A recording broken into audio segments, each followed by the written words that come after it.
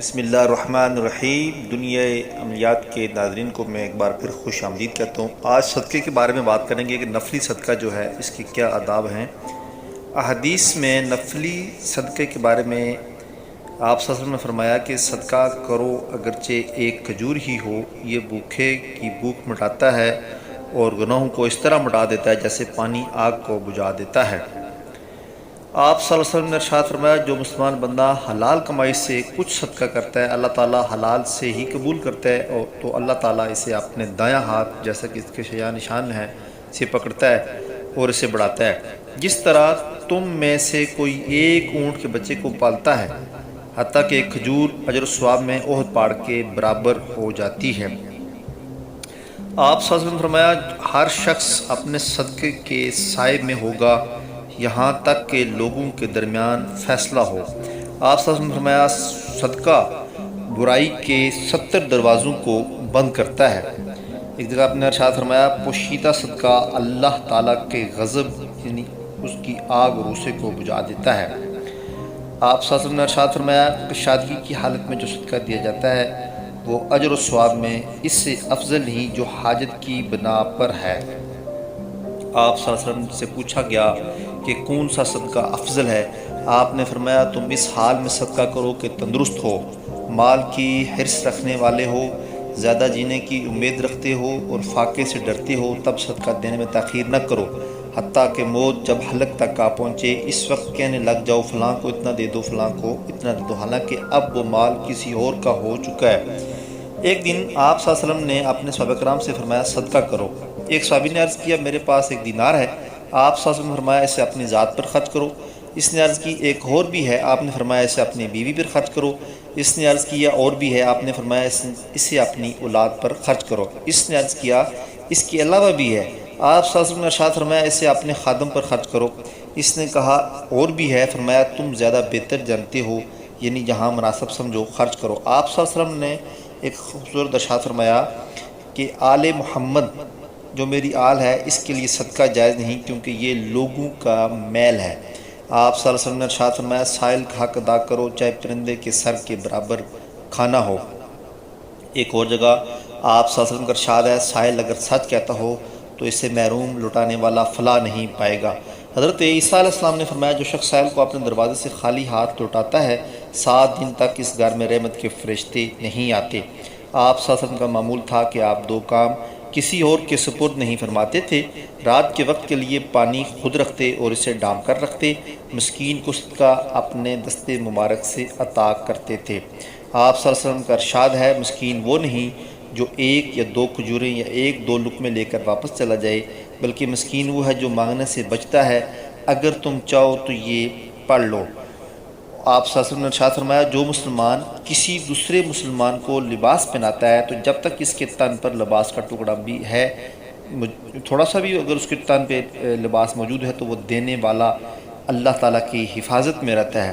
حضرت عروہ بن زبیر رضی اللہ تعالیٰ عنہ نے فرمایا کہ ام المومنین حضرت عائشہ صدیقہ رضی اللہ تعالیٰ عنہ 50,000 درہم صدقے کے لیے حالانکہ صدقہ کرتی تھی لیکن آپ کی قمیض پر پیبند لگے ہوتے تھے۔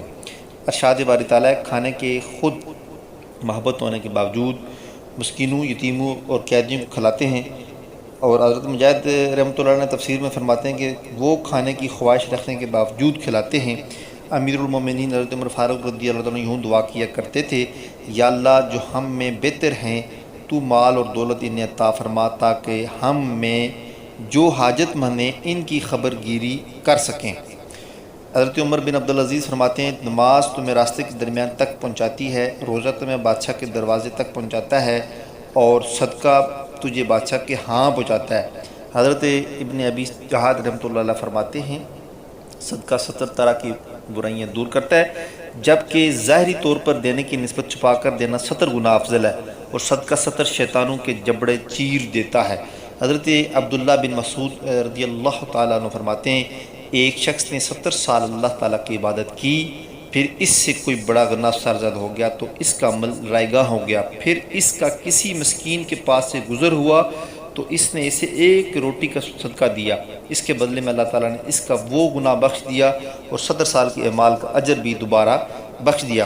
حضرت لقمان نے اپنے بیٹے کو تاکید کی کہ جب تم سے کوئی غلطی ہو تو صدقہ دے دو۔ حضرت یحییٰ بن معاذ رحمۃ اللہ علیہ فرماتے ہیں صدقے کے دانے کے علاوہ مجھے علم نہیں کہ کوئی اور دانہ وزن میں دنیا کے پہاڑوں کے برابر ہو۔ حضرت عبداللہ بن ابی روا فرماتے ہیں کہ پہلے وقتوں میں یہ بات عام تھی کہ 3 اعمال جنت کے خزانوں میں سے ہیں: بیماری کا چھپانا، صدقہ چھپا کر دینا اور مصیبتوں کو چھپانا۔ مسند میں یہ روایت بھی ہے کہ حضرت عمر بن خطاب رضی اللہ تعالیٰ عنہ فرماتے ہیں کہ اعمال نے ایک دوسرے پر فخر کیا تو صدقے نے کہا میں تم سب سے افضل ہوں۔ حضرت عبداللہ بن عمر رضی اللہ عنہ خیرات میں شکر ادا کیا کرتے اور فرماتے کہ میں نے ارشاد باری تعالی سنا ہے، تم ہرگز نیکی نہ پاؤ گے جب تک اپنی پسندیدہ چیز نہ خرچ کرو۔ لن تنالوا البر حتی تنفقوا مما تحبون، تم ہرگز نیکی نہ پاؤ گے جب تک اپنی پسندیدہ چیز نہ خرچ کرو۔ اور فرماتے تھے اللہ تعالیٰ جانتا ہے کہ مجھے شکر پسند ہے۔ حضرت امام نحوی رحمۃ اللہ علیہ فرماتے ہیں جب کوئی چیز اللہ تعالیٰ کے لیے ہو تو مجھے یہ بات پسند نہیں کہ اس میں کوئی عیب ہو۔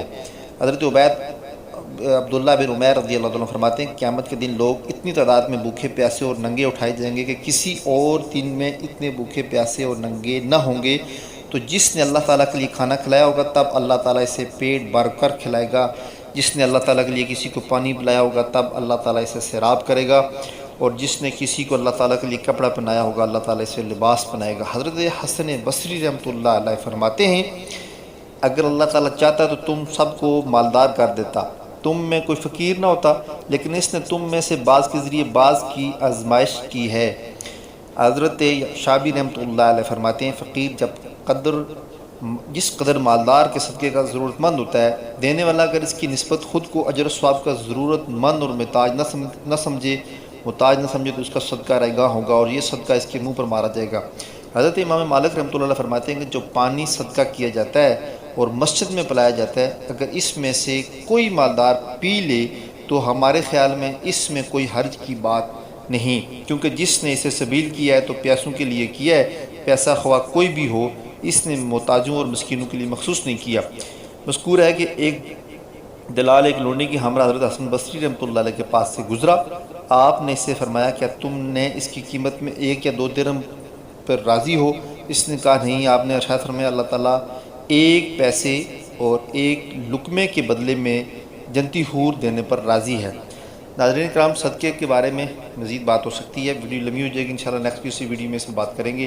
میں امید کرتا ہوں کہ آپ کو یہ میری ویڈیو ضرور پسند آئے گی اور میں یہ بھی امید کرتا ہوں کہ آپ اس کو اپنے دوستوں کے ساتھ لازمی شیئر کریں گے، میرے چینل کو سبسکرائب کریں گے۔ اسی کے ساتھ مجھے نئی ویڈیو تک اجازت دیجیے۔ بہت بہت شکریہ۔ اللہ حافظ۔